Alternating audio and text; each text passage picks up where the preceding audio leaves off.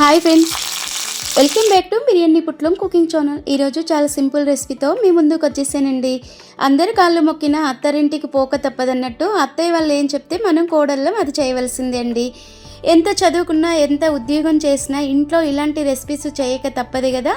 మరి ఇలాంటి రెసిపీస్ చేసి ఇంటిల్లి పాదలను ఒప్పేయాలంటే ఒక్కసారి నా స్టైల్లో ఈ రెసిపీ చేసి చూపించారనుకో, లొట్టలు వేసుకొని కొంచెం అన్నం ఖాళీ చేయొచ్చండి. అంత టేస్టీగా, అంత రుచిగా, అంత బాగుంటుంది. మరి 1/2 కేజీ బీరకాయ అయితే ఒకటే వచ్చేదండి. ఇలా బీరకాయని లేత బీరకాయ తెచ్చుకోవాలండి.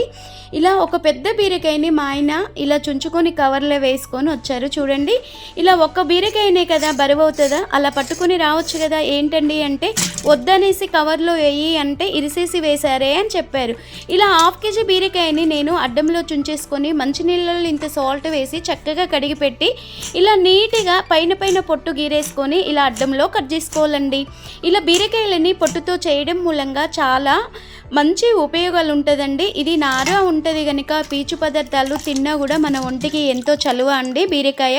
ఇలా 1/2 కేజీ బీరకాయ అడ్డంలో కట్ చేసి పెట్టుకొని 50 గ్రాముల పచ్చిమిర్చి ఇలా నీట్గా వాటర్లో కడిగేసి తొడిమలు తీసుకొని చక్కగా పెట్టేసుకోవాలండి.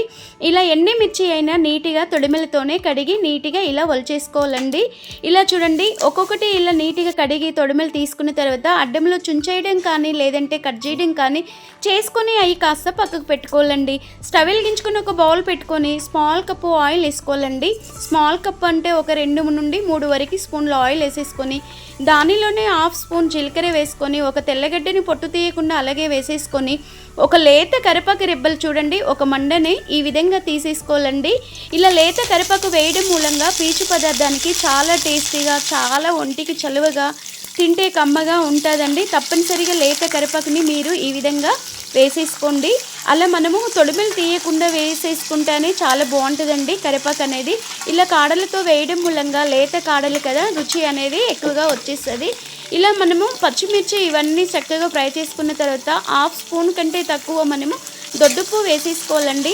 అలాగే మనము గల్లుప్పు వేసిన తర్వాత మరోసారి చక్కగా మనము పచ్చిమిర్చి బ్రౌన్గా వచ్చే వరకు వేపేసుకోవాలి.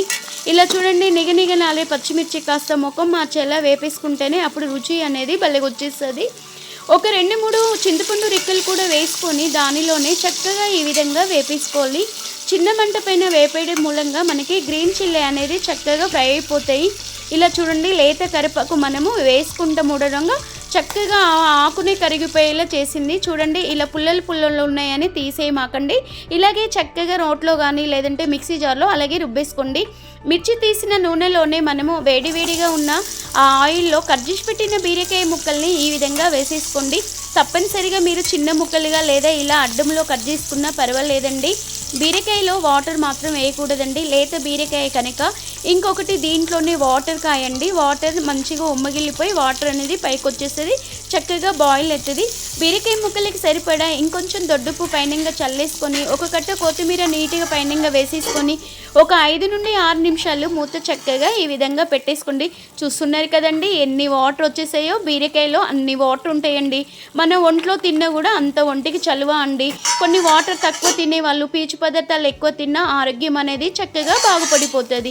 చూడండి ఫ్రెండ్స్, ఈ విధంగా చేసేసుకున్నారనుకో మనకి పీచు పదార్థమైన బీరకాయ అటువంటి తింటే చాలా ఒంటికి మంచిది. షుగరు, బీపీ, థైరాయిడ్ ఉన్నా కూడా కంట్రోల్లో ఉంటాయండి. ఏ డాక్టర్ అయినా ఇదే చెప్తారు, మనం కూడా ఇదే ఫాలో అవ్వాలండి.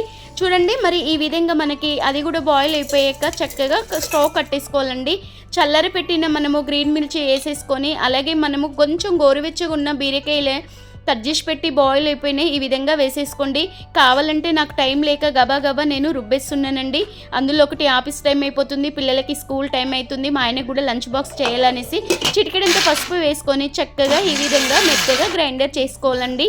ఇలా మనకి గరికులు చేసుకోమాకండి, ఎందుకంటే పొట్టుతో చేసాం కనుక మెత్తగా గ్రైండర్ చేస్తే చాలా రుచి వచ్చేస్తుందండి. ఇలా చూడండి, ఈ విధంగా చేసేసుకుంటే పర్వాలేదండి. అది కాస్త పక్కకు పెట్టేసుకొని చిన్న కడాయి తీసేసుకొని మనము దాంట్లో 2-3 స్పూన్లు ఆయిల్ వేసేసుకొని చూడండి నేనైతే చిన్న చెమ్ముతో వేసేసుకున్నాను. అలాగే కొంచెం పోపు దినుసులు కూడా వేసుకొని చక్కగా ఇది కొంచెం ఫ్రై అవుతున్నప్పుడు ఎండుమిర్చి అడ్డంలో చుంచి వేసేసుకోవాలండి.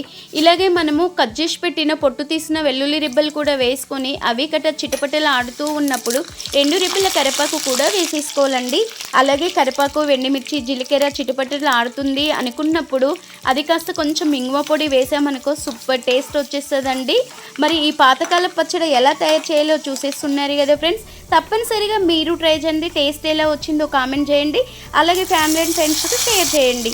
చూడండి ఫ్రెండ్స్, ఈ విధంగా పోపులో కొంచెం వేడివేడిగా ఉన్నప్పుడే మనము గ్రైండర్ చేసి పెట్టిన బీరకాయ పేస్టును ఈ విధంగా వేసేసుకోవాలి. చక్కగా పోపు కలిసేలా ఈ విధంగా చేసుకుంటే సరిపోతుందండి. అన్నంలో అయినా, రోటీలో అయినా, ఉప్మాలో అయినా సూపర్ పర్ఫెక్ట్ రెసిపీ. ఇంకెందుకు లేట్ ఫ్రెండ్స్, మీరు ట్రై చేయండి. అలాగే ఒక లైక్ చేసి షేర్ చేసి సబ్స్క్రైబ్